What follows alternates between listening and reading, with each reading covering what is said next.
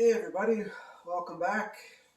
My name is Grant, and if you didn't know, I'm sober. This video, I wanted to talk about a few things. The one thing is what I find that really helps me uh, not drink. And before I carry on, I'm a little stuffy today. I've been sick for a few days, and I'm finally feeling better. That's why I didn't upload on Sunday. Um, but I'm on the mend. I was worried that maybe I had COVID, but it seems that maybe it was just a bad head cold. So, right on. Um, so, the one thing, and I've been thinking a lot about this, and for myself and for for the possibility of helping someone else. But the one thing that makes it easier for me to not drink is I don't focus on not drinking. What I focus on is, or are my goals. I think a lot about the goals I have, losing weight, creating, developing my website, and finishing my house, the garage and etc. Now I have a bathroom in the basement here. I'll be working on this week, starting on. So I think about those things, and I find when I do that, I don't think about drinking as much. Now you might say, well, yeah, that's obvious, but when you're trying to quit something that's got a hold of you, that's addictive, like alcohol, how can you not think about the fact that you don't want to drink and you're not drinking? Um, in today's society, with how we're bombarded, in the media and friends and family, and it's just, it's hard to not think about not drinking alcohol. But I find that that's what gets me through each day. Is each day I don't really focus on, okay, today I'm not going to drink. Sometimes, I might go there and I'll have to tell myself, yeah, today I choose not to drink. And then I just try and drop it off there, and I focus on other things, and not just thinking about them, doing something about them. And that's really helped me a lot over the last few years. I've been up and down, I've relapsed a few times.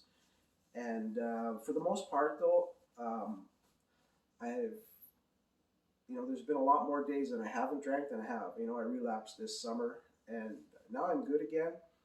I don't desire it. I don't know what happened there, but it happened, and that's the past. I can't do anything about it. So, and I'm not really looking to the future that much as far as alcohol is concerned. I think of when I think about alcohol, I think about it today. When I think about the future, I think about my goals. I don't worry about not drinking down the road. I just focus on the things I want to achieve going forward, and one of them is weight loss. Um, the other one is, of course, I just mentioned developing my sites, and eventually I'd like to replace my full time job income with my online income. I'd like to time that so that that happens just before I retire in the next few years, so I don't have to touch my pension. That would be very nice.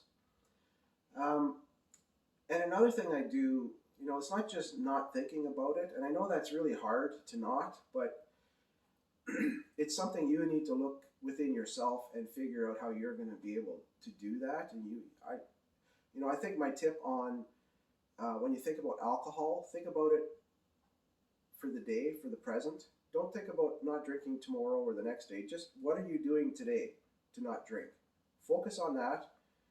And when you think about tomorrow or next year or 10 years from now, think about your goals, where you want to be, how you see yourself. And, do that for a while, and let me know how that goes for you. The other thing I've been doing so that I'm not craving the alcohol, which is also part of my weight loss process, I guess, regimen, is cutting out sugars. Now, I don't like sweets myself. Well, I like sweets, but I don't ever crave what most people would think of as sweets, chocolate and cake and things like that. I like that stuff, but it's not something I crave. The things I crave are things like chips, crunchy, salty. But the thing is, those starchy carbs, the liver breaks it down into sugars, right? And it's just as bad as eating chocolate bars at night. Eating a big bag of chips. So I'm finding so now I don't. The last week, it's only been a week, and I've been seeing success already. I've been eating what I want through the day in moderation. I've even had some sweets. I've had a few chips, but after supper, 98% of the last week, I haven't touched anything other than sparkling water, and I'm down about 5-6 pounds just from doing that, not eating at night. Um, so that's great. That's good because I had a goal I set in July where I wanted to lose 10 pounds by October 26th, I believe it was. So I should be able to get there, no problem. And that's another thing I want to mention too. Um, I've been thinking lately about goals and how we always say, okay, in 6 months I want to lose 10 pounds or 20 pounds, or in 6 months I want to be making an extra $1,000 a month on my side hustle, or I want to have this done or that done. We give ourselves a lot of time to reach these goals, which traditionally makes sense. However, lately I've been thinking that for me, all that does is stretch out, and I don't really try as hard as I should try. Like for instance, my weight loss thing, I've been struggling. I just need to lose 20. I need to go down to about 200. I'm running at around right today, 219. Um, I need to go down to about 200 or just under. Get rid of my belly and help deal with my non-alcohol fatty liver. But when I give myself these, 3-month goals of losing 10 pounds, well, what's 10 pounds nothing when you're 30 pounds overweight, 40 pounds overweight? There should be a sense of urgency to just get it done and get it done as soon as possible. And then maintain, the level you're at, whether it's you've lost 20 pounds or you're making $1,000 a month on your side hustle or whatever you're doing. There should be a sense of urgency on your goals. Think about that. Instead of saying in a year I want to make this much, hustle now, do what you can now to get there as quickly as possible. Sure, in a year, the time flies, and if you get there in a year, great. But the harder you work up front, the faster and quicker you work to do whatever it is you need to do, obviously, the quicker you're going to get to your goal. So, and that's an incredible feeling. Any success is an incredible feeling. So why not hustle and do what you have to do as quickly as possible? And that's what I've been doing the last week or more, 10 days or whatever. Focusing on my goals, not thinking as much about drinking alcohol. Of course, I have this channel, and I do think about it because of this. But I wanted, I could just stop the channel, but I wanted a sense of accountability somehow, some way, not just to myself, but to possibly help someone else. And to see, I watch a lot of YouTube, and, I've gotten help from others who don't drink on YouTube. I've got help from others for other things that have nothing to do with sobriety, and it's a great platform for sharing and for connecting with people around the world. So that's my secret sauce right now to not drinking. Think about not drinking in the present, today, and that's it. Not tomorrow, just today. Anything after today, you're not worried about it because it hasn't happened. You're thinking about your goals for tomorrow or the next day, or if you need 6 months or whatever, right? it's good to have long-term goals. You have to have something you're working towards. If you just say you're not drinking, you don't have goals, I guess that can work too, but I think it's really good to keep the mind busy and active with something else. And then eventually you'll just see, oh, it's been 3 months I haven't drank, 6 months, wow, a year, you've been sober all of a sudden. And I know it's hard. You get hit with a lot of, media ads, etc.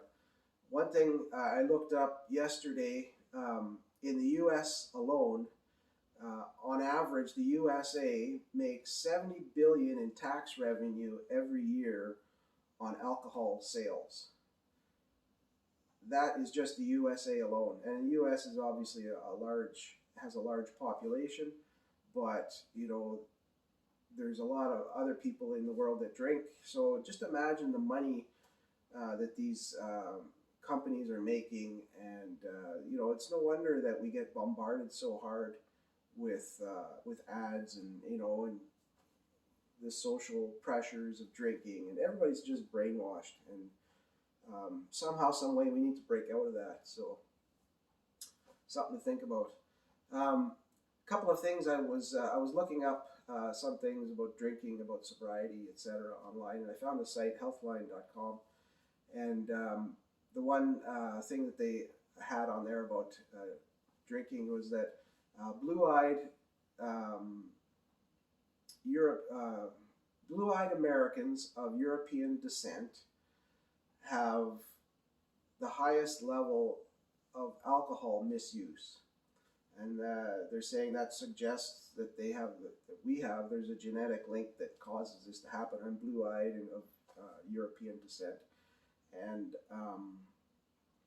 it's not an excuse, to drink, and but it's just to show that if they're doing research on things like this and they're finding these things out, that it's not it's not just the societal pressures of people making companies wanting you to drink, etc. It might be wired in you, right? Like Irish. I'm Irish as well, and Irish have a reputation of drinking, and so but it doesn't have to be that way. But just something to think about. If you're a blue-eyed American and you're of European descent, well, and you're having a hard time with drinking, well, it's you've got it maybe genetically embedded in you that you're this way, and it's something to think about. Just gotta fight a little harder. And one of the other things is an obvious thing that I was looking at about alcohol being a depressant, and it slows down your brain activity. That's obvious by the stupid things that people do when they drink, or they get sappy and start crying, and do all these weird things. But it really does change the way your thought process is, and it's probably not the way that most people want. I think most people, when they drink, they just like that the first few drinks or the first couple of drinks, how you feel. It just it just feels good. It's kind of a euphoric, just nice. You're happier, and but then after that, it's all downhill. That's it. That's all I have for today. Not much else to say. I'd love to, if anybody has anything to input about the content of the video, you want to chat, let me know. I love getting comments. As you can see, I do answer, I'm pretty sure most of them, 99% of them, unless it's an old one and it's not really asking me a question. Then I might not say anything, but I definitely show my love throughout the comments any way I can. So take care. I'll be back again next Sunday. I might be dropping a video midweek this week as I'm off to work on my basement bathroom. And that's it. I'll see you again. I'm going to stop talking. Bye.